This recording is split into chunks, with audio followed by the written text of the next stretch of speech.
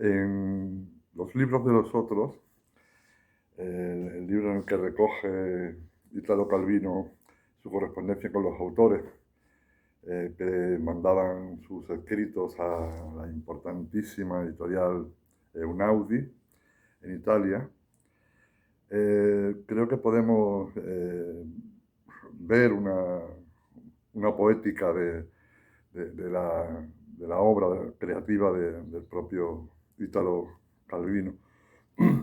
Ahí nos dice, por ejemplo, en 1965, que está por una literatura que tienda a la abstracción geométrica, a la composición de mecanismos que se muevan por sí solos, en lo posible anónimos, haciendo suyas un poco la doctrina estructuralista del momento.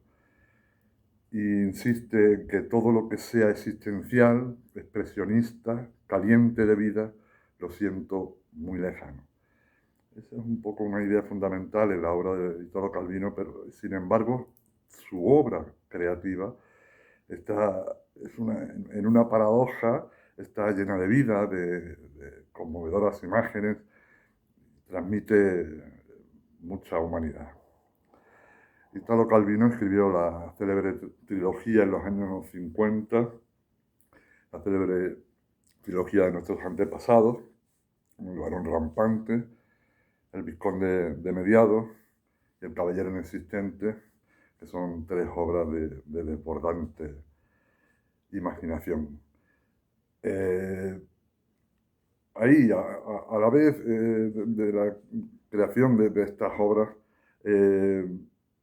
afirman en varias ocasiones Calvino que, que la clave de la creación literaria, para él al menos, es la estructura de la obra. Y o sea, hacer un constructo de la obra, no solo la narración, sino que es la forma, por supuesto, la digo en la línea de las teorías formalistas y estructuralistas.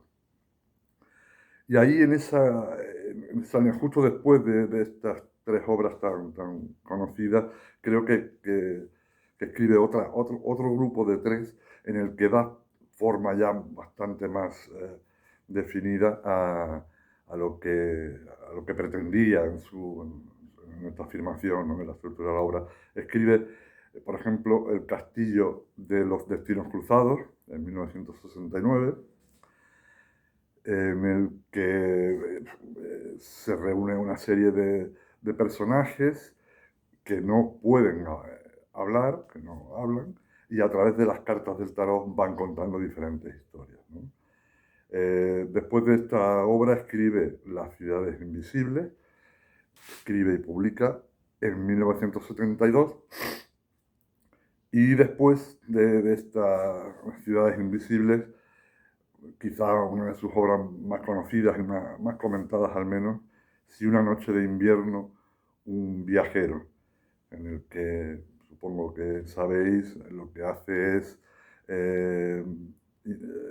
desarrollar diferentes inicios de la misma obra, ¿no? Diferentes modalidades de novela, un poco a lo Ramón Queneau en su célebre obra también, ejercicios de estilo, ¿no? Precisamente en estos años es cuando Italo Calvino se acerca más a Oulipo, al grupo de literatura experimental, el obrador de literatura experimental, que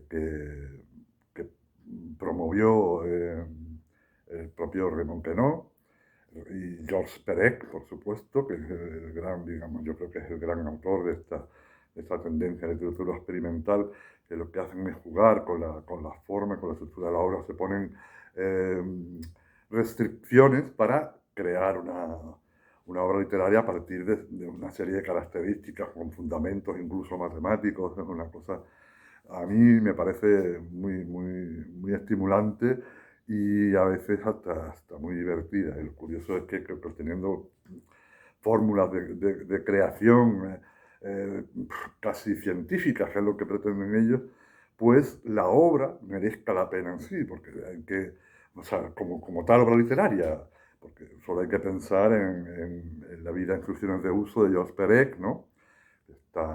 cuya lectura está dispuesta para que siga el movimiento del caballo en el ajedrez, bueno, y miles de cosas, ¿no? Que a mí me parece una modalidad literaria, pues, ya digo, muy, muy estimulante y divertida e incluso asombrosamente estimulante, ¿no? Por eso yo, Aitor Calvino, me parece un autor de primera línea. Y también esta serie de las cosmicómicas que escribió un poco antes de estas novelas que acabo de señalar, ¿no? En la que coge enunciados científicos y a partir de ahí recrea cosas.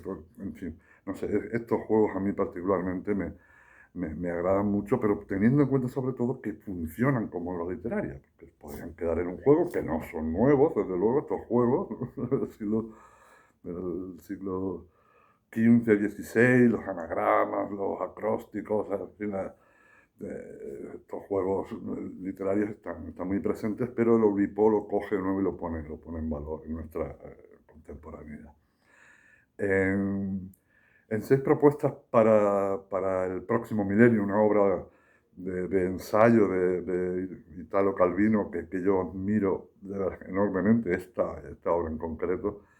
Ahí hacía varias propuestas de lo que para él tendría que contener, las líneas en las que deberían seguir la literatura más valiosa para él, desde luego. Entre esas características había una que es la visibilidad.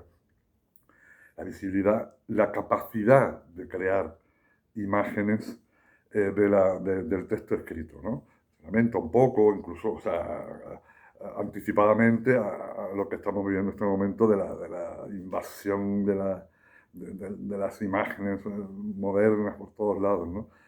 Ahí yo creo que hay esa clave que él reclamaba para su propia obra, la visibilidad, es una de las características que a mí más me llaman la atención precisamente de las ciudades invisibles de esta obra que la Academia la Academia de Antequera quiere conmemorar porque se cumple este año 2022 el 50 aniversario de su publicación.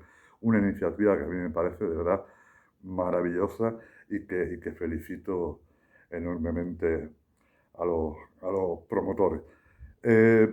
La invitación para participar en este pequeño homenaje consistía en la lectura de uno de los textos de esta obra, Las ciudades invisibles, y a mí me han indicado que lea el texto correspondiente a Ercilia, que es el número 4 de Las ciudades y los truenos.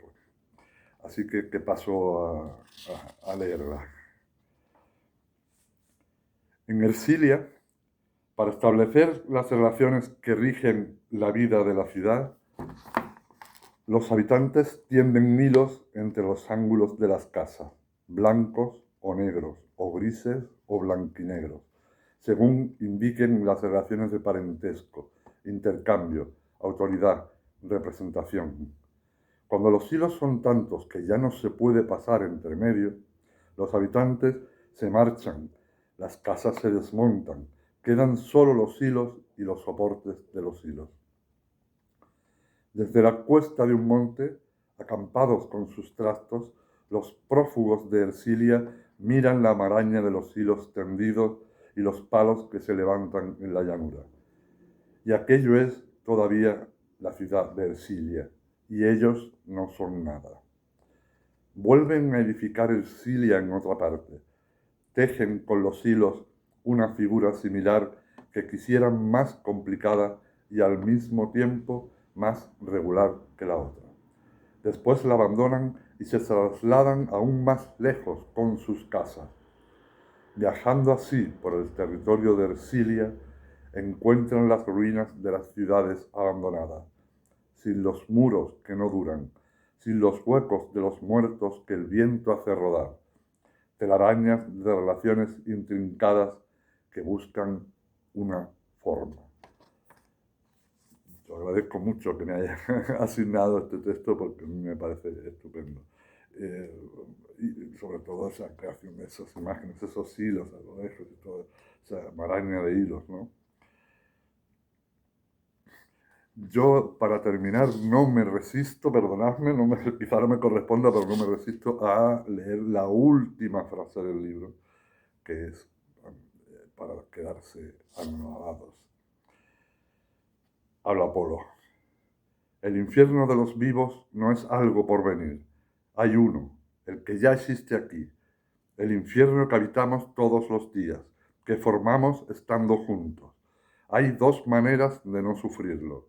La primera es fácil para muchos, aceptar el infierno y volverse parte de él hasta el punto de dejar de verlo. La segunda es riesgosa y exige atención y aprendizaje continuos.